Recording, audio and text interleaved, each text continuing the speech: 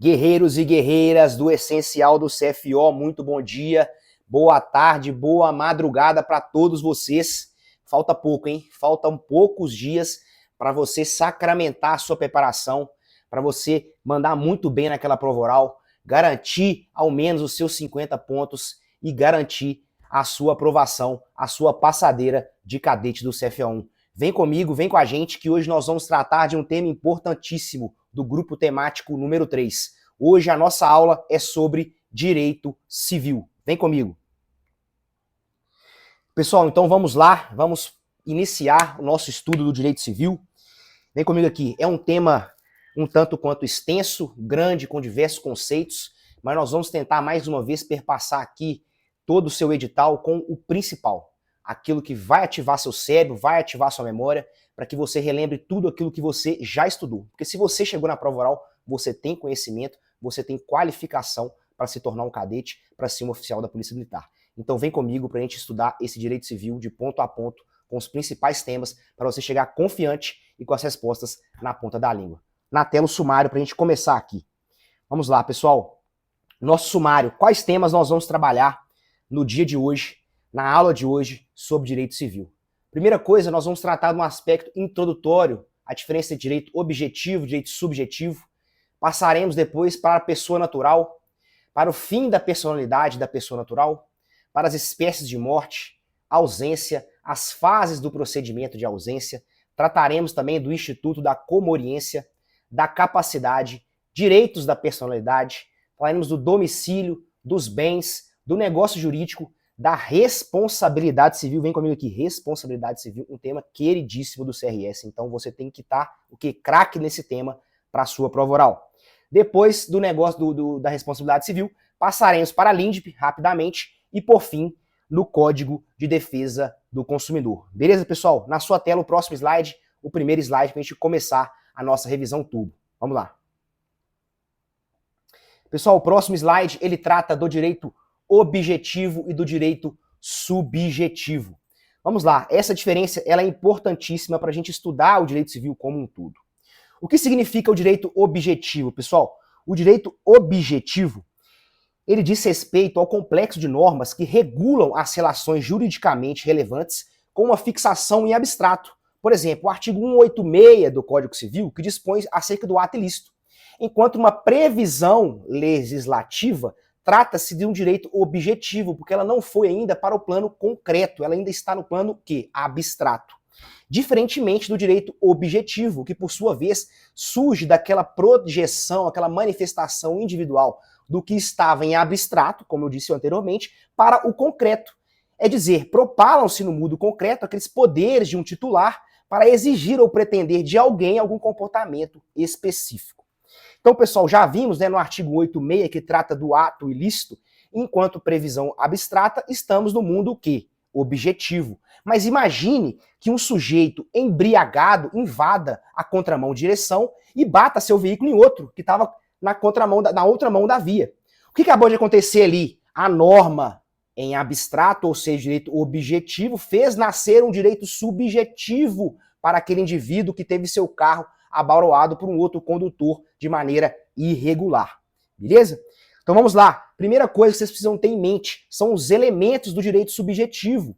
Ou seja, o sujeito, o objeto e a relação jurídica. Então nós temos um sujeito, nós temos um objeto que se relacionam juridicamente, ok? Pessoal, vale lembrar também que o direito subjetivo, vem comigo aqui, o direito subjetivo, ele basicamente é a parte geral do Código Civil. Os 3 livros, 1, 2 e 3. Então, o que cai no seu edital, basicamente, é o direito, subjetivo, que é dividido na parte geral do seu Código Civil. Beleza? Então vamos lá, pessoal. Sujeito, né? Dentre esses elementos do direito subjetivo que nós perpassamos agora, nós temos o sujeito, o objeto e a relação jurídica. Sujeito é o titular do direito subjetivo. E quem que poderá figurar como titular do direito subjetivo? São 3 pessoas. Pessoa natural, pessoa jurídica e os entes despersonalizados. Qual é que nós vamos tratar no dia de hoje? Da pessoa natural, que é a principal tema da sua prova em relação aos titulares do direito subjetivo. Vamos lá, pessoal, na sua tela, para a pessoa natural. Vamos tratar, primeiramente, né, do conceito, falaremos da personalidade civil, o início da personalidade e as suas principais teorias, ok? Perpassaremos também pelo fim da personalidade, fim da pessoa natural, né, e por consequente também da personalidade, beleza? Então vamos lá, pessoal. Da pessoa natural. A pessoa natural é o quê? É o ser humano, qualquer que seja ele, sem se exigir nenhuma adjetivação do tipo raça, cor, sexo, crença, idade. Embora seja corrente o uso da expressão pessoa física para designar o ser humano, atualmente, né, odiernamente, há uma certa predileção pela doutrina para a adoção do vocábulo da pessoa natural, pois denomina o ser humano como um todo, entendeu? E pessoa física apresenta um cunho patrimonialista, entendeu? Então não é só de patrimônio que a pessoa natural vive, vamos dizer assim. Existem também direitos e garantias extrapatrimoniais, ou seja, o termo correto atualmente utilizado pela doutrina é de pessoa natural. Beleza? Vamos lá, pessoal. Ao tratar de pessoa natural, torna-se necessário o estudo, né, do conceito da personalidade civil.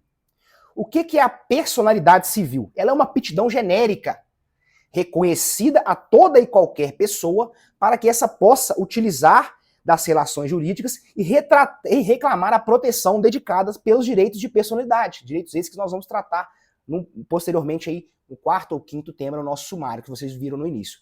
E quando começa a personalidade da pessoa natural, existem algumas teorias, né, que buscam explicar o início da personalidade da pessoa natural. Vamos lá. Primeira teoria.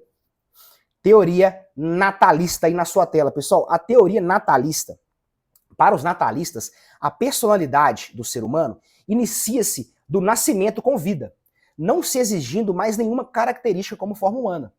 O registro, então, ele tem uma natureza meramente declaratória e não constitutiva. A vida, ela se daria com a primeira troca óxido carbônico, ou seja, naquela primeira respiração. E o Código Civil adotou essa teoria na primeira metade do artigo 2º. Vamos ler ele para vocês aqui rapidamente. A personalidade civil das pessoas começa com o nascimento com vida. 2 pontos. Então, pessoal, nessa primeira metade, vem comigo aqui. Nessa primeira metade, o Código Civil ele adotou a teoria natalista para o início da personalidade. Ok? Anote isso aí no seu caderninho. Vamos lá para a próxima teoria. Teoria da personalidade condicional. Para essa teoria, pessoal, entende-se que a personalidade tem início com base na concepção. Porém, pelo fato daí, ó, o próprio nome já diz, vou colocar na tela para vocês aqui, ó, o próprio nome já diz, condicionada. Então tem uma condição ali. Qual que é a condição? O nascimento com vida, pessoal.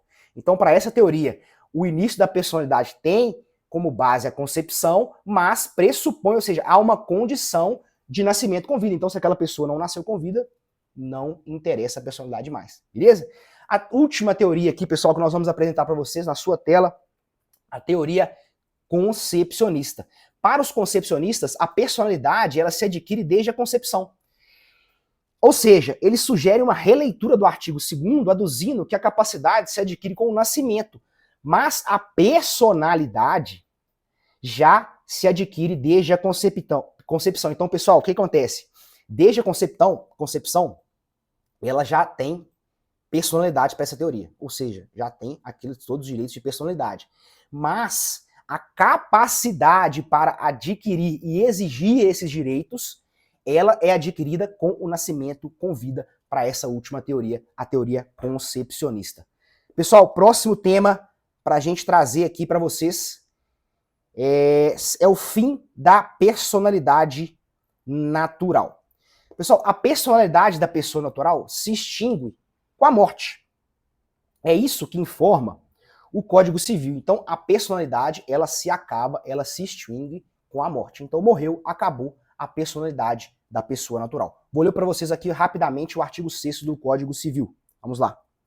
A existência da pessoa natural termina com a morte.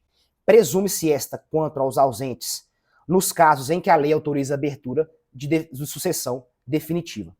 Pessoal, ressalta-se que mesmo com a morte colocando fim à personalidade, perdura-se a proteção aos direitos de personalidade após o óbito. Ou seja, significa que a proteção dos direitos de personalidade se projetam para além da morte da pessoa, né? Não todos os direitos, mas alguns direitos, ok? Pessoal, na sua tela, espécies de morte. A primeira delas, morte real. O que essa morte diz? Traz a prova da materialidade. Se tem um corpo, é a morte real.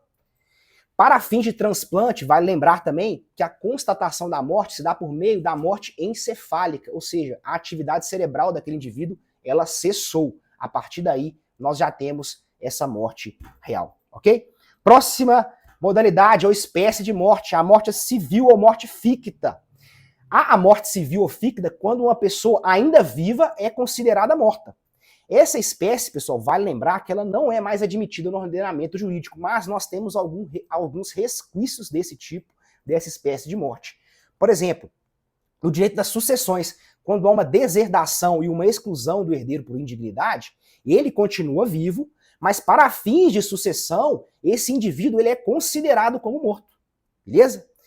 Próxima morte prevista, próxima espécie de morte, é a morte presumida. Na morte presumida, pessoal, é o oposto da morte real. Pois quando existe a morte real, como a gente bem disse anteriormente, há um corpo, há uma materialidade. Na morte presumida, não há essa materialidade. E ela ocorre de duas formas. Primeira delas, na sua tela aí, com decretação de ausência, e a segunda sem decretação de ausência. Como que ocorre a morte presumida sem a decretação de ausência? Vamos lá, vamos ler para você aqui rapidamente também o artigo 7º do Código Civil. Pode ser declarada a morte presumida sem decretação de ausência, se for extremamente provável a morte de quem estava em perigo de vida, e se alguém desaparecido em campanha ou feito prisioneiro não for encontrado até 2 anos após o término da guerra. Lembrando, parágrafo único, a declaração de morte presumida nesses casos, né, sem a decretação de ausência, somente poderá ser requerida depois de esgotadas as buscas e averiguações, devendo a sentença fixar a data provável do falecimento. Então o juiz vai lá, na sentença dele, ele descobre ali uma data provável, por exemplo, eu tive notícia daquele cara que estava em campanha, né, em guerra, e um amigo dele que retornou falou que a última vez que viu ele foi no dia tal. Então a provável data que ele faleceu foi um dia depois daquela última data que ele foi visto pelo aquele amigo. Quem fixará isso? O próprio juiz na sua sentença. Beleza? Pessoal, então são apresentadas, né, pelo artigo 7º do Código Civil, duas situações de declaração de morte presumida sem decretação de ausência, que ocorrerá nos casos em que for extremamente provável a morte de quem estava em perigo de vida. É o caso, por exemplo, das pessoas que falecem em virtude de acidentes aéreos, que explode o corpo, e você não acha nada do indivíduo, mas ele estava lá dentro, tem comprovação de que ele comprou a passagem, tirou uma foto lá, postou no Instagram dentro do avião, ele estava lá, só que eventualmente por conta das circunstâncias daquele acidente, tem que se presumir que ele está morto, porque o corpo ali não foi encontrado. E também nos casos, né, de campanha não sendo encontrado após 2 anos daquelas buscas, né? Sempre lembrando que nesse caso tem que se esgotarem, né, as buscas e averiguações, ok? Para a próxima, né, a morte presumida com decretação de ausência. Pessoal, a morte presumida com decretação de ausência é a presunção da morte que se verifica no procedimento de ausência quando da abertura da sucessão definitiva. Nós vamos tratar agora, na sua tela, do procedimento de ausência, um procedimento importante que cai sempre em prova, que você tem que estar com ele em mente para levar para a sua prova oral. Vem comigo. Ausência. Pessoal, duas hipóteses autorizam a abertura do procedimento de ausência. Quais são elas? Vamos lá. Quando uma pessoa ela desaparece do seu domicílio sem deixar vestígios, ou o procurador a quem caiba ele administrar os bens. Como é que você vai lembrar dessa hipótese? É o pai que foi comprar cigarro e nunca mais voltou. Essa é a primeira hipótese que autoriza a abertura do procedimento de ausência. A segunda é quando uma pessoa ela desaparece do seu domicílio, porém ela deixa um mandatário, mas esse mandatário não quer ou não pode exercer ou continuar o mandato que lhe foi conferido, ou seus poderes foram insuficientes. Alguém se ausenta e deixa um poder para alguém para representar, para fazer aquele manejo daqueles bens que ele deixa, e esse indivíduo simplesmente não quer, não tem condições de fazer essa administração desses bens. Então é a segunda hipótese de decretação de ausência. Beleza? Então vamos lá. Procedimento de ausência. O procedimento de ausência, pessoal, na sua tela, vamos colocar aqui, ele é dividido em 3 fases. A primeira fase é a curadoria dos bens do ausente, a segunda, a sucessão provisória, e a terceira e última, a sucessão definitiva. Vamos tratar uma por uma aqui para você. Vamos lá. Primeira fase, pessoal, só tomar uma água rapidamente aqui. A primeira fase é a curadoria dos bens do ausente. É a declaração de ausência propriamente dita. É o ato através do qual se abre o procedimento de ausência. O Código Civil não fixa um prazo certo para essa declaração, mas é o ato inaugural, o ato inicial. Nessa fase ocorre a arrecadação dos bens. Uma vez aberto esse procedimento pelo juiz, passa-se a arrecadação dos bens. O que significa essa arrecadação dos bens? O juiz verifica o que aquele ausente deixou. Ah, ele tem um apartamento, ele tem um carro, ele tem um dinheiro em um banco, ele tem eventualmente um sítio, uma fazenda, tudo que ele tem, o juiz ele vai arrecadar esses bens, beleza? Vai trazer ali para o processo o que aquele ausente tem para fins eventualmente sucessórios posteriormente, beleza? Também há a nomeação nessa fase, pessoal, do curador para os bens do ausente. A curadoria dos bens do ausente ocorrerá no momento da constatação do desaparecimento, para que aqueles bens não se percam ou se deteriorem. Então, o interessado ele procura o judiciário, há a declaração de ausência, o juiz arrecada aqueles bens e nomeia um curador para tomar conta daqueles bens, para que ele não pereça e não deteriore. Beleza? Segunda fase na sua tela, fase da sucessão provisória. Dentro de 1 ou 3 anos da arrecadação dos bens do ausente, os interessados, dispostos lá no artigo 27, leitura obrigatória para você, do Código Civil, requererão a abertura da sucessão provisória. Será 1 ano se a pessoa não deixou representante ou mandatário e 3 se ela deixou. E nessa fase, pessoal, ocorre o quê? A emissão na posse. Mediante a garantia de restituição deles em caso de reaparecimento do ausente, salvo se for aqueles herdeiros necessários. Esses aí não precisam dar nenhum tipo de garantia. Beleza? Terceira e última fase da ausência é a sucessão definitiva. A sucessão definitiva, pessoal, vem comigo, ela ocorre com 2 hipóteses. Primeira hipótese na sua tela. 10 anos após o trânsito em julgado da sentença que concede a abertura de sucessão provisória. Então, pessoal, a sucessão definitiva ocorre isso. Tem aquela abertura da sucessão. E 10 anos após a sentença que concedeu essa abertura, depois que o cara sumiu lá, existe a decretação da sucessão definitiva pelo juiz, beleza? E o próximo caso também, na sua tela.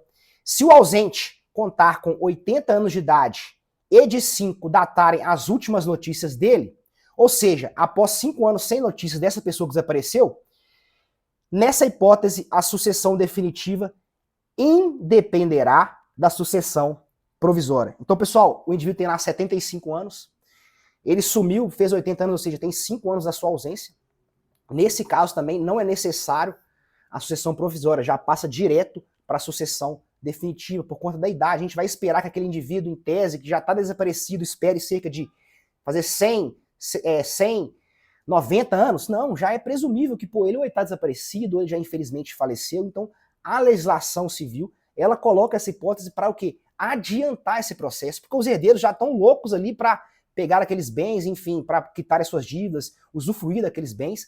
Então, a lei condiciona essa sucessão definitiva, nessa segunda hipótese, a um prazo menor, de acordo com a idade do indivíduo que desapareceu, do indivíduo ausente. Beleza? Vamos lá, pessoal, agora nós vamos tratar do reaparecimento do ausente. Meu Deus do céu, está em uma das fases, primeira, segunda, terceira, e o ausente voltou. O que acontece? Na sua tela. A depender do momento, as situações são distintas. Primeira delas, pessoal, se o ausente reaparecer após a sucessão provisória, após a segunda fase, mas antes da definitiva, os sucessores emitidos na posse devolverão aos ausentes os bens após o seu reaparecimento. Lembrando, os herdeiros necessários, nesse caso, não restituem os frutos. Se não for herdeiro necessário, devolve a metade. Porém, se ficar comprovada que a ausência voluntária e injustificada do ausente, sua parte dos frutos é perdida. Ele perde em favor dos sucessores. Se ele fez aquilo ali de forma voluntária, injustificada, ele saiu e, eu tô saindo mesmo para ver como é que eles vão se comportar, foi alguma coisa assim, voluntária dele, não tem que pagar frutos nenhum para esse indivíduo que retornou, beleza? Segundo, se o ausente, pessoal, se o ausente reaparecer em até 10 anos da sucessão definitiva. Então teve a sucessão definitiva, né? Há aquela decretação de uma certa morte daquele indivíduo, mas ele volta em até 10 anos, ou seja, 9 anos ele voltou, depois da sucessão definitiva. Ele terá direito aos bens existentes no estado em que eles se encontrarem, ou os subrogados em seu lugar, ou o preço que os herdeiros auferiram com a venda daqueles bens. Então, por exemplo, tinha um apartamento, sucessão definitiva passou para um herdeiro lá para o filho do ausente. Esse filho foi lá e vendeu esse bem, ou trocou por um outro imóvel. Ele retornou, o ausente retornou antes dos 10 anos. O herdeiro vai repassar esse bem para ele, que foi trocado. Ou então, eventualmente, ele pegou e passou e vendeu esse bem por 1 milhão, esse apartamento. Ele vai passar esse valor para o ausente que retornou. Pessoal, vamos lá. Sobre a ausência, é isso. Vamos tratar agora na sua tela sobre um tema importante também, queridinho de provas. Comoriência, na sua tela. Comoriência, pessoal, o que é a comoriência? A comoriência é uma presunção iuris tantum, ou seja, admite-se a prova em contrário, de simultaneidade de mortes entre duas ou mais pessoas herdeiras entre si. Lembra daquele caso? Estamos num carro, tem um pai e um filho dentro do carro. Eles batem em frente a um poste, os dois vêm a morrer, e naquele momento ali a perícia não conseguiu saber quem que morreu antes, quem que morreu depois, se foi o filho ou se foi o pai.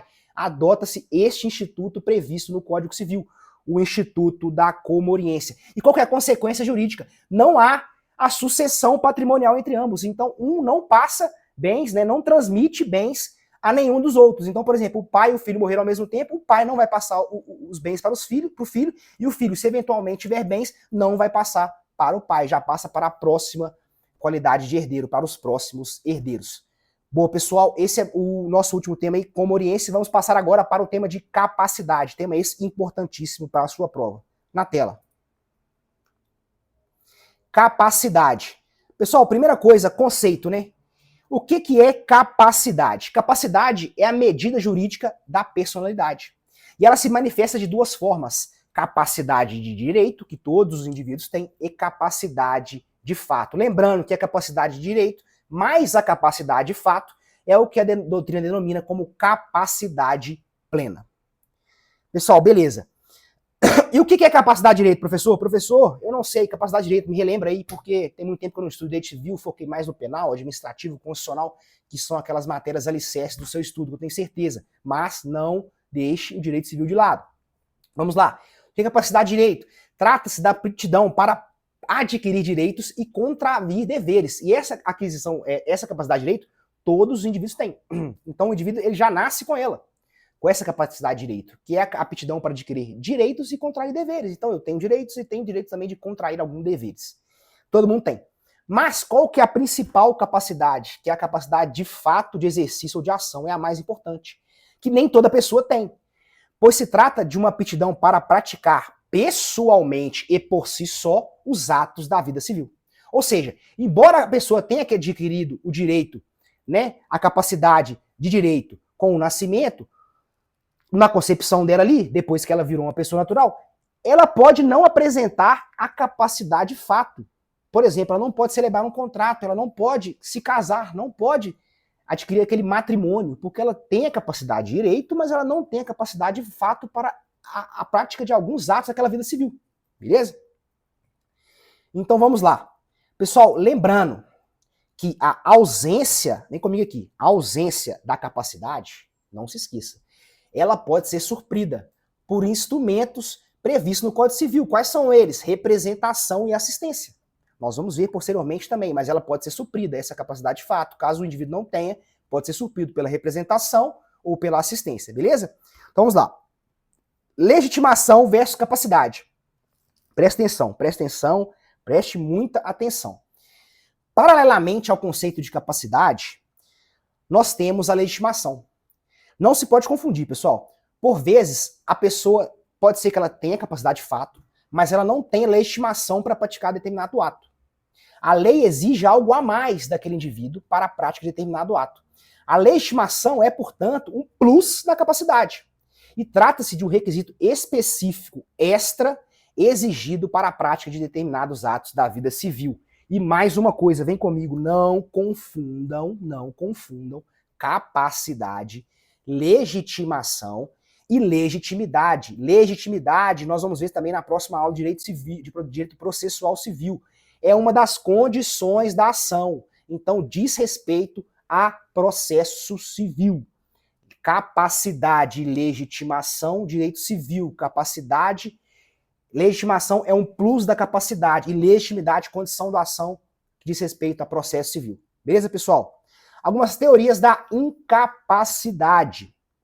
Vamos lá. Só é possível, né, falar em incapacidade de fato, porque a capacidade de direito, como eu disse anteriormente, todos a possuem. E, pessoal, a regra que o Código Civil estabeleceu é a capacidade. A incapacidade, ela é a exceção. Se considerarmos que a incapacidade é a exceção e o legislador tem aquele sempre o ímpeto, né, de dispor na lei acerca das exceções, por evidente, né, por claro, que estará previsto na lei civil o rol dos incapazes e não dos capazes. Então, tudo aquilo que não for incapaz, por consequência, tratam-se dos capazes. Então, se você não estiver lá, se aquele indivíduo, aquela pessoa não estiver naquele rol dos incapazes absolutos ou relativos, ela automaticamente trata-se de uma pessoa capaz. Então, vamos tratar agora dos graus de incapacidade. Tema esse quente, quentíssimo. Preste bem atenção. Graus de incapacidade, nós temos a incapacidade total ou absoluta, prevista no artigo 3º. São absolutamente incapazes de exercer pessoalmente os atos da vida civil os menores de 16 anos. Pessoal, os absolutamente incapazes, vem comigo, eles apresentam total inaptidão para a prática de atos da vida civil. Essa incapacidade absoluta ou total, ela pode ser suprida por meio da representação. Então, se é incapacidade absoluta, qual que é o meio que supre ela? A representação. Em se faltando a representação na prática de um ato por um absolutamente incapaz, a consequência é que esse ato será o quê? Você tem certeza que você sabe. Nulo. Um ato será nulo. Pessoal, próxima incapacidade na sua tela, parcial ou relativa. Significa uma inaptidão relativa para a prática de atos da vida civil, que se tratam dos relativamente incapazes. Pessoal, supre-se essa incapacidade relativa por meio do quê? Assistência. E o ato praticável será o quê? Anulável, diferentemente dos absolutamente incapazes, que será um ato nulo. Vamos lá, pessoal. Questão de CRS. Vou ler para vocês aqui o artigo 4º. São incapazes relativamente a certos atos ou a maneira de os exercer os maiores de 16 anos e menores de 18, ou seja, entre 16 e 18 anos, os ébrios habituais e os viciados em tóxico, aqueles que, por causa transitória ou permanente, não puderem exprimir a sua vontade, e os pródigos. Pessoal, passaremos agora às formas ou causas de obtenção da capacidade. São duas: a normal, que se dá por meio da maioridade civil, e a especial, por meio da emancipação voluntária, judicial ou legal. Pessoal, presta comigo, vem comigo aqui.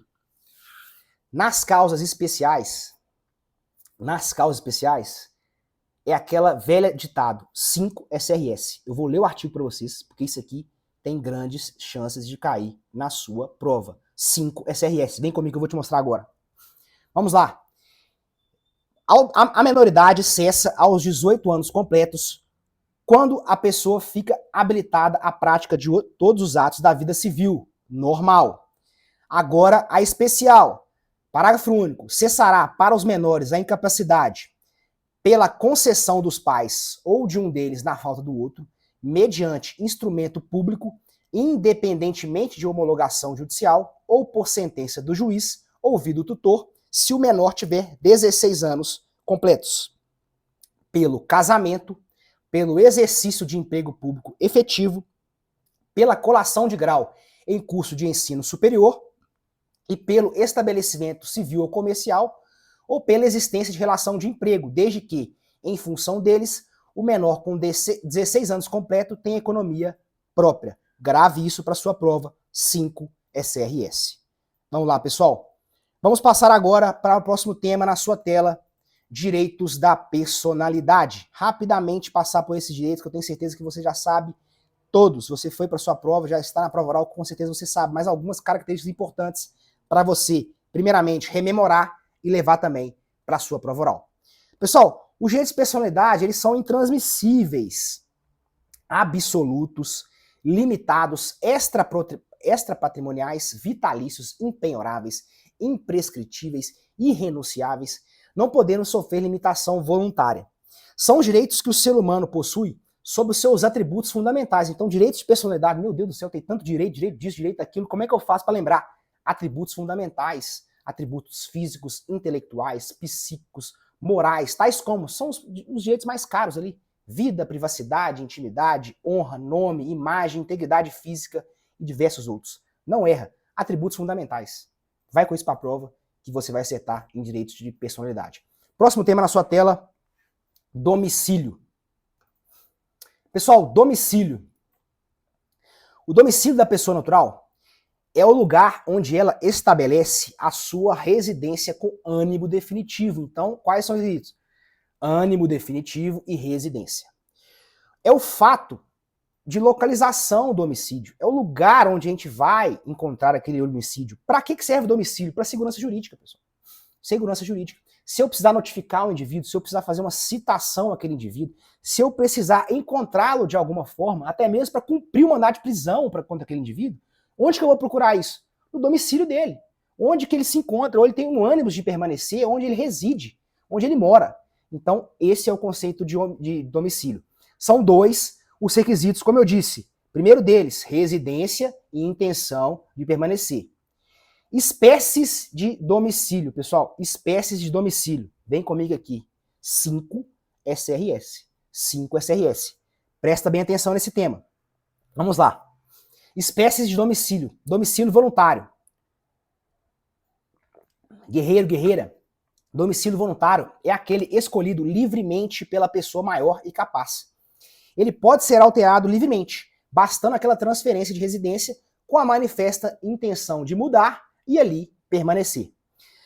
Agora presta bem atenção, porque são 5, hein? O domicílio necessário ou legal. É aquele domicílio necessário ou legal, é aquele domicílio imposto pela lei para determinadas pessoas em razão de suas características pessoais. Essas pessoas aqui possuem domicílio necessário. Preste bem atenção, vou ler para vocês o artigo 76 do Código Civil. Tem domicílio necessário o incapaz, o servidor público, o militar, o marítimo e o preso. Pessoal, vem comigo aqui. Então, se o examinador te perguntar, candidato, quais são as pessoas que têm o domicílio necessário ou domicílio legal? São 5, na ponta da sua língua. Incapaz, servidor público, militar, marítimo e o preso. Vá com isso para sua prova, que eu tenho certeza que você vai acertar. Bora, próximo tema. Dos bens. Pessoal, esse tema nós vamos passar rapidamente para vocês rememorarem. É um tema muito grande, mas para você dar aquela revisada, aquela esticada no seu cérebro, no seu conhecimento, dar aquela rememorada no conteúdo, beleza? Então vamos lá. Na sua tela, dos bens. O que é bem? O bem é tudo aquilo que tem uma existência fora do ser humano. Então não é o ser humano, é um bem. Materializado ou não, economicamente apreciável ou não, sob o qual incide um poder de o seu titular. Então, por exemplo, esse copo aqui é um bem, porque eu exerço um poder sobre ele não tem existência dentro de mim, ele tem uma existência fora do corpo humano, então isso aqui é um bem. Beleza? Classificação dos bens. O Código Civil ele caracteriza classifica os bens em 3. Primeiros, dos bens considerados em si mesmos, que são os bens móveis, imóveis, fungíveis, infungíveis, consumíveis, inconsumíveis, divisíveis, singulares, coletivos. Dê uma lida no Código Civil. Dos bens reciprocamente considerados, que são os bens principais, bens acessórios. Um reciprocamente considera o outro ali, principal e acessório. E por fim, dos bens quanto à titularidade, públicos ou particulares, Critério sempre, pessoal, de exclusão, de exceção, que a gente já tratou. O Código Civil dá a exceção, dá a exclusão.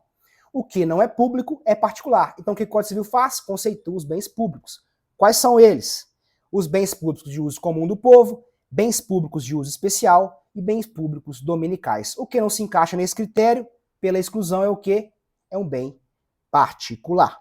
Vamos para o nosso tema sobre, dentro de fatos jurídicos, vamos tratar dos negócios jurídicos, do negócio jurídico, pessoal. O que são fatos jurídicos? Primeira coisa, vem comigo aqui, vem comigo. O que são fatos jurídicos? São fatos jurídicos os fatos que criam, modificam ou extinguem as relações jurídicas. Leva isso para sua prova. Vamos falar agora dos negócios jurídicos. Pessoal, o negócio jurídico, ele decorre da vontade das partes, decorrência daquele princípio da autonomia privada, e demonstra a liberdade das partes em alcançar os efeitos jurídicos pretendidos por elas mesmas. Então, quando a gente vai fazer um negócio jurídico, uma das partes tem um objetivo, a outra parte também tem um objetivo, e esse negócio decorre dessa autonomia da vontade envolvida entre as partes e chegar num consenso sobre determinada razão, determinada situação. Em suma, é a manifestação de vontade que busca produzir efeitos jurídicos. Exemplo é o contrato de compra e venda. Eu tenho uma vontade, que eu sou o comprador, o vendedor tem outra vontade, que é receber o dinheiro, e eu tenho que receber o bem. A gente faz esse negócio jurídico e essa autonomia da vontade nossa é efetivada com esse contrato. Então, qualquer contrato é um negócio jurídico que decorre, né, da autonomia privada entre as partes. Vamos tratar agora, pessoal, dos 3 planos na sua tela. Os 3 planos do negócio jurídico. Existência, validade e eficácia. A denominada escala pontiana na sua tela. O plano da existência, pessoal, diz respeito ao agente, à vontade, ao objeto e à forma. O plano de validade são os elementos essenciais do negócio jurídico, estão no artigo 104. O agente deve ser capaz, a vontade deve ser livre, o objeto lícito possível, determinado ou determinável, e a forma prescrita ou não defesa. Defesa aqui significa que não proibida em lei. E o plano da eficácia são aqueles requisitos, né, elementos ali acidentais do negócio jurídico, condição, termo, encargo e etc. Beleza? Então vamos lá. O plano da existência, pessoal, o que significa esse plano da existência? São os pressupostos fundamentais do negócio jurídico, sem os quais o negócio jurídico sequer existiria.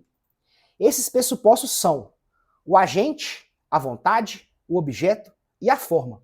Em havendo tais substantivos, né, tais pressupostos, haverá a existência de um negócio jurídico. Então, tem esses pressupostos, tem a existência. E aí, a partir desse plano da existência, nós passamos para o plano da validade. Se não tem o plano da existência, pessoal, não existe o plano da validade, é uma escala, ok? Então, vamos lá. O plano da validade. Nesse caso, né, a adjetivação e substantivos mencionados por exemplo, assim. Então, primeiro, vamos lá, retomando. Nós temos o plano da existência e depois nós passamos para a validade. O plano da validade, pessoal, ele se expressa no Código Civil por meio do artigo 104, que traz os elementos essenciais de validade do negócio jurídico. A vontade livre, embora ela não seja expressa, ela está dentro da condição de agente capaz. Beleza? Leve isso para a sua prova. Então vamos lá, vamos ler aqui rapidamente o artigo 104. A validade do negócio jurídico requer agente capaz, objeto lícito possível, determinado ou determinável, e forma prescrita ou não defesa em lei. Pessoal, presta atenção, vem comigo aqui. O artigo 104, presta atenção. São 3 incisos. Só que se você perceber, esses incisos, eles se subdividem-se em 5. Em 5 SRS. Leia esse artigo, beleza? O plano, por fim, da eficiência. Nesse plano, pessoal, situa-se a questão do registro da cláusula penal, dos juros e demais. E ainda, no plano da eficácia, verifica-se a possibilidade da produção de efeitos do negócio jurídico de imediato ou a submissão de determinados elementos acidentais que podem implicar a perpetração dos efeitos ou a sua contenção, por exemplo, a condição. Para esse negócio jurídico ser levado a efeito, ter uma eficácia, depende de uma condição ser atingida para que ele tenha essa validade. Isso aí está no plano da eficácia, beleza? Pessoal, trataremos agora dos elementos acidentais do negócio jurídico. Trataremos da condição, do termo e do encargo. A condição, pessoal, é a cláusula que, derivando exclusivamente da vontade das partes, subordina os efeitos ou os fins dos efeitos. Em um futuro, né? Em um evento jurídico incerto e futuro. Beleza? Então é isso. Evento jurídico incerto e futuro. Outra situação é o termo. É uma cláusula acessória que subordina os efeitos ou o fim dos efeitos do negócio jurídico a um evento futuro e certo. Condição incerto e futuro. O termo é futuro, mas é certo. Beleza? Encargo. Previsto aí no artigo 136 e 137 do Código Civil. O encargo, pessoal, ou modo também, denominado aí, é a restrição que se impõe à vantagem obtida pelo beneficiário em que se estabelece uma obrigação para com o próprio instituidor, ou terceiro para com a coletividade. Por exemplo, fulano lá, João, vai doar um carro para José. Se este levar os filhos dele para a escola nos próximos 6 meses. Outro exemplo, Mônica vai doar lá para o município um terreno para que construa uma escola. Trata-se de uma doação com encargo, também conhecida como doação modal. O encargo, preste atenção, só ocorre nos negócios jurídicos gratuitos. Isso porque os onerosos existe uma contraprestação. Eu vou te doar um terreno, mas que para você construir uma escola. Você tem que construir uma escola. Senão, volta-se ao status quo. Beleza? Interpretação do negócio jurídico. Pessoal, isso aí é bom você levar para sua prova também, que eventualmente você consegue tangenciar muita coisa com esse tipo de interpretação que você vai levar para sua prova. Às vezes o examinador te pergunta e você, meu Deus, eu não sei o que eu vou falar em relação a esse tema. Mas você pensa o quê? Primeira coisa, em princípios, meios de interpretação, para você pelo menos tangenciar, refrescar sua memória durante a resposta. Meu Deus, durante aqui, não, lembrei. Vai lá e responde corretamente para o seu examinador. Interpretação do negócio jurídico, pessoal. Como que ocorre? Artigo 113 prevê: os negócios jurídicos devem ser interpretados conforme a boa-fé e os usos do lugar de sua celebração. Pessoal, a boa-fé aqui, vem comigo aqui, era a boa-fé objetiva, que nos remete sempre a quê? Probidade, moralidade, eticidade no comportamento entre as partes. Então, deve haver aquele comportamento colaborativo entre as partes que realizam um negócio jurídico. E essa outra situação do artigo, afinal, vou colocar na sua tela de novo, se refere aos usos e costumes do lugar da celebração. Às vezes, pessoal, alguns contratos são celebrados, por exemplo, aqui em Minas Gerais, mas outros lá no estado do Amazonas, outros lá no estado do Acre, outros lá no Rio Grande do Sul, e dependendo dos usos e dos costumes ali daquele lugar, a interpretação do contrato pode se modificar, beleza? Vamos lá, pessoal, próximo tema também, trataremos dos defeitos do negócio jurídico. São diversos, nós vamos passar rapidamente por esses temas para você rememorar e não ir para a prova sem pelo menos passar por um, beleza? Então vamos lá. Primeiro é o erro. O erro é a elaboração psíquica decorrente de uma falsa percepção. Erro é um equívoco. Exemplo, A entra num shopping e vê na vitrine uma relojoaria, um relógio dourado com preço de 100 mil reais, de 1 milhão de reais. Ele vai lá, entra na loja e compra esse relógio. Ao chegar em casa, ele percebe que o relógio não era de ouro. Não era. Nenhum vendedor enganou ele. Ninguém ludibriou ele, ninguém colocou lá que o relógio era de ouro ou que não era. Só que ele se equivocou espontaneamente em relação àquele objeto que ele adquiriu. Nesse caso, ele deve manejar uma ação anulatória no prazo de 4 anos, alegando um vício de consentimento. Ele não foi enganado dolosamente, ele mesmo se equivocou, se confundiu sobre aquele aspecto do objeto, e aí dessa forma ele vai ter que manejar uma ação anulatória, um prazo prescricional de 4 anos para anular esse negócio jurídico, no caso específico desse relógio, dessa compra e venda. Beleza? Dolo. Dolo, pessoal, dolo é o processo malicioso de convencimento em que uma das partes se utiliza de manobras para obter da outra parte uma manifestação de vontade. Ou seja, o dolo se traduz na obtenção da vontade equivocada de alguém por meio de manobras ardilosas e maliciosas. Coação, pessoal, a coação ela pode ser física ou moral. A coação ela se manifesta por meio de pressão física ou moral incidente sobre o espírito do coagido, da pessoa coagida, que induz ela na realização de um negócio jurídico que ela não queria praticar. Aquele que exerce a coação é o coator e aquele que sofre é o coato, o coagido, ou o paciente também, beleza? Estado de perigo. Pessoal, o estado de perigo pode ser conceituado com a assunção de uma obrigação excessivamente onerosa, por uma razão humanitária, ou seja, para salvar uma vida. É o exemplo clássico, pessoal, do hospital. Por exemplo, a pessoa chega lá no hospital, ela não tem um plano de saúde, para ela ser atendida numa consulta de normalidade ali, o hospital cobra dela lá R$ 200 para ser atendida numa consulta normal. Só que chega o hospital e fala assim, nossa, mas essa pessoa aqui parece que ela tá morrendo, parece que ela tá muito desesperada. Ela tá grávida, alguma coisa nesse sentido. O que eu vou fazer? Não, peraí. Essa consulta para você, lembrando que ela é R$ 200 normalmente, ela vai ser R$ 10.000. Deixa um calção aqui, eu vou obrigar você a me dar uma contraprestação onerosa em razão humanitária, em razão de salvar uma vida, porque aquela grávida tá desesperada, com medo de perder o bebê, ela vai lá e aquela consulta de R$ 200 passa a ser uma consulta de R$ 10.000. Beleza? Vamos lá. Lesão. Pessoal, lesão. Artigo 157 do Código Civil.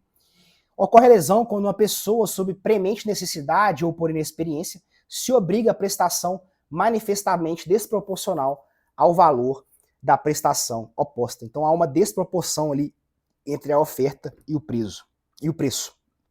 Fraude contra credores. Pessoal, nossa última agora.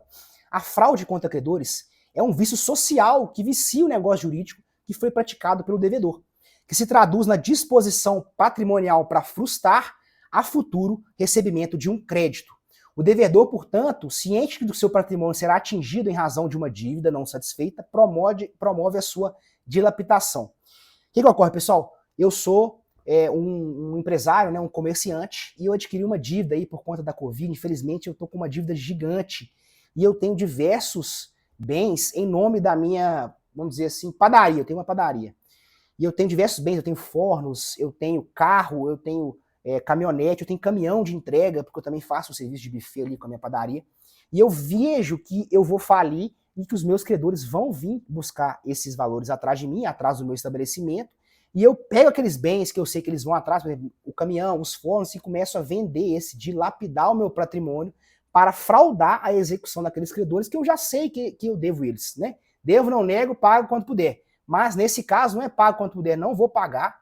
É uma atitude ali dolosa daquele indivíduo, que ele dilapida o seu patrimônio, vende aquilo ali para que ele fraude o credor, para que o credor não atinja a obtenção do seu crédito. Beleza? Vamos agora na sua tela para a invalidade do negócio jurídico. Pessoal, trataremos da simulação. O que é a simulação, pessoal?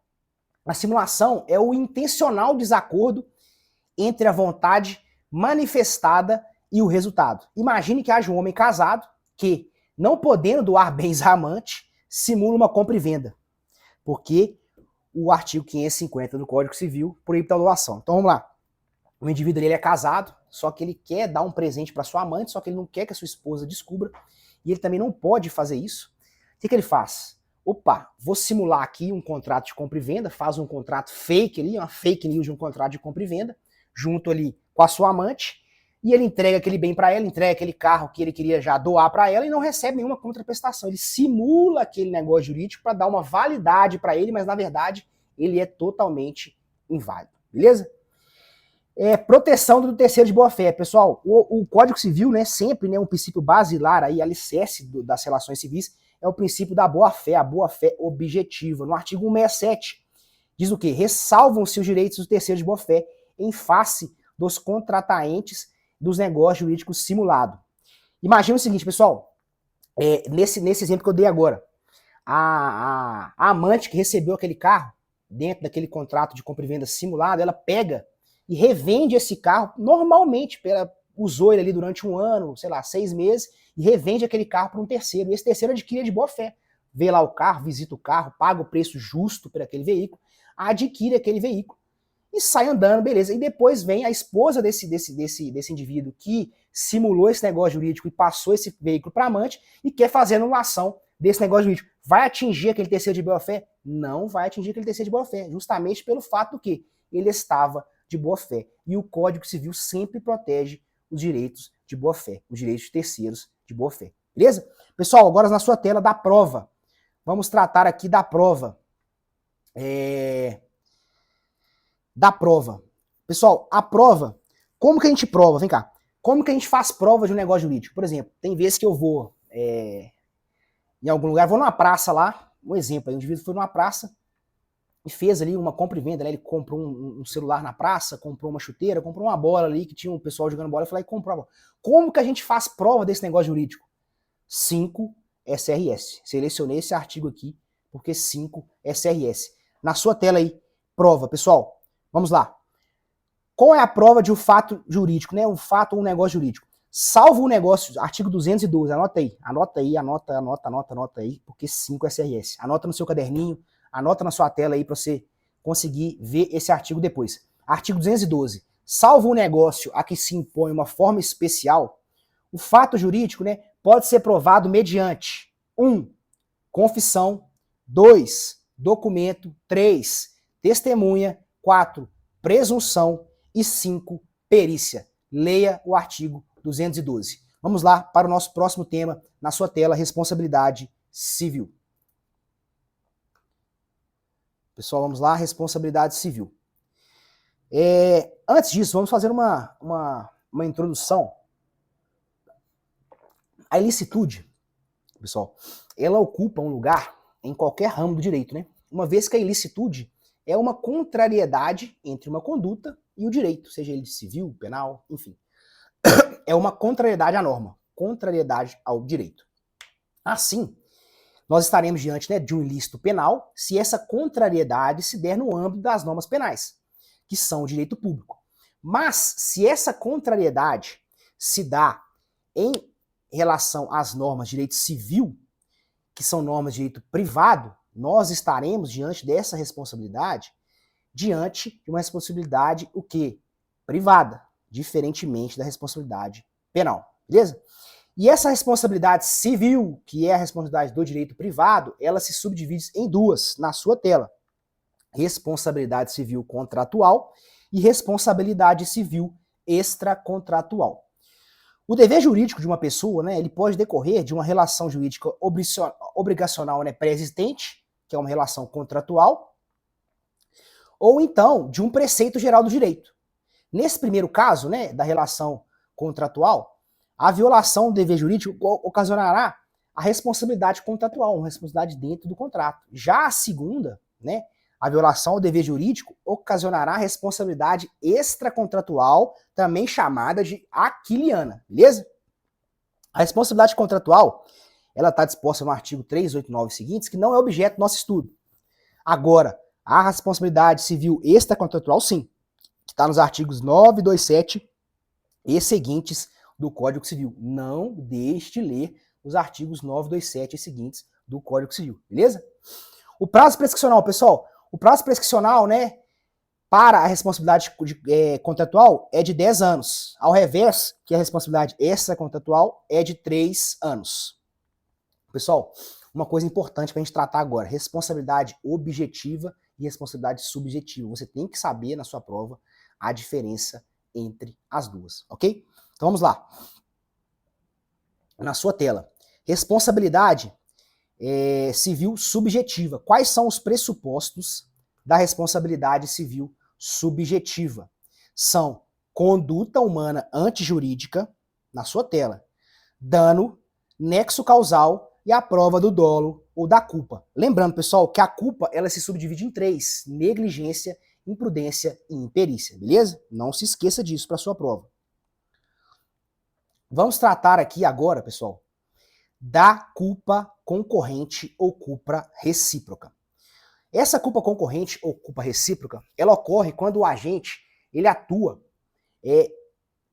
tanto a vítima quanto o agente atuam com culpa para a resultado danoso. Então, para aquele resultado, para aquele acontecimento, tanto a vítima quanto o agente contribuíram para aquele fato. As culpas se chocam, se concorrem, são recíprocas. Pessoal, exemplo, né, pra gente contextualizar, é um motorista bêbado que atravessa uma via de trânsito rápido, por exemplo, aqui, quem é de Minas Gerais, o anel rodoviário, Rio de Janeiro e a linha vermelha, e o indivíduo atravessa fora da faixa, num local totalmente sem sinalização. Há uma culpa concorrente ali naquele caso, ok? Excludentes de licitude, para você levar para sua prova, eu tenho certeza que você já sabe, mas vale a lembrança. As excludentes do ato ilícito, né, estão previstas no artigo 188 e são elas a legítima defesa, estado de necessidade, o exercício regular de um direito e o estrito cumprimento de um dever legal. E o que acontece? Qual que é o efeito das excludentes de ilicitude? Afasta-se a responsabilidade civil. Pessoal, agora trataremos do dano material ou dano patrimonial e também das perdas e danos. Pessoal, o dano patrimonial, ele se subdivide em dois. São os danos emergentes e os lucros cessantes. O dano emergente é aquele patrimônio imediato, correto? Aquele dano ali, ó. Por exemplo, um taxista. Vamos trazer um exemplo que a gente consegue melhorar aqui a nossa explicação para entrar na sua mente mesmo e você não esquecer. Um taxista estava trafegando normalmente, velocidade compatível com a via, bem sinalizado, tranquilo ali na sua faixa, veio um indivíduo completamente louco, acima da velocidade e abaroou a traseira desse taxista, né, do veículo desse taxista. Qual que é o dano emergente? É o dano naquele veículo. Só que esse veículo veio a impossibilitar de que o taxista trabalhar, porque o veículo deu perda total e o taxista agora não consegue trabalhar mais. Ele deixou de oferir muito lucro com isso. Ele ficou mais de mês até receber um novo carro da sua seguradora. E quem que deve pagar esse prejuízo que ele deixou de oferir? Aquele agente causador do dano. E como se chama esse prejuízo, esse dano? Se chama o quê? Os lucros cessantes. Então, pessoal, além dos danos emergentes, na sua tela nós temos os lucros cessantes, que é o patrimônio que poderia ter sido adquirido pela vítima e não foi em razão do evento danoso. Então, nesse caso, o taxista ele poderia oferir um lucro porque ele iria trabalhar com aquele carro, mas em razão de ter sido vítima desse acidente, causado por um outro agente com culpa ou com dolo, ele deixou de oferir isso, os lucros cessantes, e ele vai ter direito a essa restituição desses lucros cessantes. As perdas e danos nada mais é do que a soma entre o dano emergente mais o lucro cessantes. Eventual ação ali daquele taxista contra aquele agente, ele vai pedir perdas e danos, que significa o dano material ao veículo e também aqueles lucros cessantes, aqueles valores que ele deixou de oferir com o seu trabalho em razão de não ter o veículo apropriado. Beleza? Pessoal, vamos lá. Agora, nós tratamos aí do especial do nosso Código Civil, vamos passar rapidamente sobre a LINDB. Professor, mas por que nós vamos passar rapidamente? Pessoal, a LINDB são poucos artigos. Se eu for ficar lendo aqui um por um para vocês, não vale a pena. Abre a LINDB, leia LINDB e leia ela. LINDB, tô pensando em chocolate já. Meu Deus, tô com cabeça no Natal ainda. Mas não, pessoal, LINDB, leia os artigos. Mas eu vou passar o principal aqui para você já dar aquela memorizada, aquela melhorada no seu cérebro aí para você chegar e ler ela inteira, já sabendo os principais tópicos, beleza? Pessoal, vamos lá. A Lei de Introdução às Normas de Direito Brasileiro foi instituída pelo Decreto-Lei 4657/421. E desde a sua entrada em vigor até dezembro de 2010, era denominada Lei de Introdução ao Código Civil. Porém, com a entrada em vigor da Lei 12.376, a referida lei passou a ser denominada de Lei de Introdução às Normas do Direito Brasileiro, LINDB, adequando-se ainda, que tardiamente, à realidade que a referida lei deveria alcançar, que seria as normas do ordenamento jurídico brasileiro como um todo. Então ela se aplica não só ao direito civil, mas a todos os ramos do direito. Beleza? Então lembre-se disso. Leve para sua prova. A LINDB, ela é aplicada a todos os ramos do direito e não somente ao direito civil. Beleza? Qual que é a abrangência da LINDB? Para você levar, quando você for ler, você pensa nisso. Pega a sua LINDB lá. Tá aí na sua tela aí, ó. Aqui, ó. Tá aqui na sua tela. Quando você for abrir a LINDB, na hora que você for ler ela, fala assim, o que eu preciso saber da LINDB? Primeira coisa, critérios de vigência e eficácia das leis, conflitos de leis no tempo e no espaço, critérios de integração do ordenamento jurídico, normas de direito internacional privado, e a lei, né, nos artigos 20 até o artigo 30, são as regras sobre segurança jurídica e eficiência na criação e na aplicação do direito público. Então, antes de você ler a LINDB, vai nesse critério de emergência, pega o slide, vai estar disponibilizado na plataforma do aluno e lê lá, peraí, critério de vigência, conflito de lei, é isso que você precisa saber. Porque às vezes você lê a lei tão rápido, mas peraí, o que tem nessa lei aqui? Já está aqui para você. Abre o seu slide e depois lê a lei, ok? Pessoal, o nosso último tema, Código de Defesa do Consumidor, o CDC, na sua tela. Vamos fazer a mesma coisa que nós fizemos com a LINDB. É um código muito extenso, não dá para a gente tratar tudo, mas algumas coisas para você levar para sua prova, para refrescar a sua memória. E além disso, são os pontos principais, pontos chaves ali, para que você vá para sua prova mais confiante sobre o CDC, sobre o Código de Defesa do Consumidor. Na sua tela. Princípios, pessoal, vamos passar alguns princípios aí para você levar. Lembre-se sempre, leva 5 princípios para sua prova, não vai precisar de mais. Leva 5. O nome do princípio e uma explicação rápida. Beleza? Na sua tela. Princípio da vulnerabilidade, princípio da boa-fé objetiva, princípio da confiança, princípio da transparência, princípio do equilíbrio, princípio da defesa do consumidor pelo Estado, princípio da harmonização, princípio do combate ao abuso, princípio da educação e informação, princípio do crédito responsável. Pessoal, agora vamos tratar também da relação jurídica de consumo. O CDC somente se aplica às relações jurídicas de consumo, assim consideradas aquelas formadas entre o consumidor e fornecedor, tendo como objeto a aquisição ou utilização de produtos ou serviços pelo consumidor. Então daí a importância da gente identificar corretamente os elementos constitutivos das relações de consumo. Quais são eles? Consumidor numa ponta, fornecedor da outra, e no meio, produto ou serviço.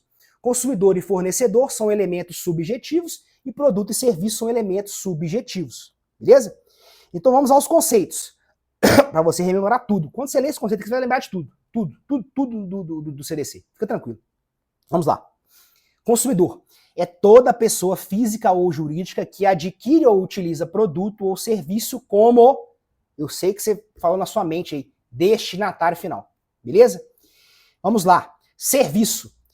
Vamos ao fornecedor antes, né? Fornecedor é toda pessoa física ou jurídica, pública ou privada, nacional ou estrangeira, bem como os entes despersonalizados que desenvolvem atividade de produção, montagem, criação, construção, transformação, importação, exportação, distribuição ou comercialização de produtos ou serviços. Então é um conceito amplo. E serviço é o que, professor? Serviço é qualquer atividade fornecida no mercado de consumo mediante remuneração, inclusive as de natureza bancária, financeira, de crédito e securitária, salvo as decorrentes das relações de caráter trabalhista, ok? E produto, por fim, produto é qualquer bem móvel ou imóvel, material ou imaterial.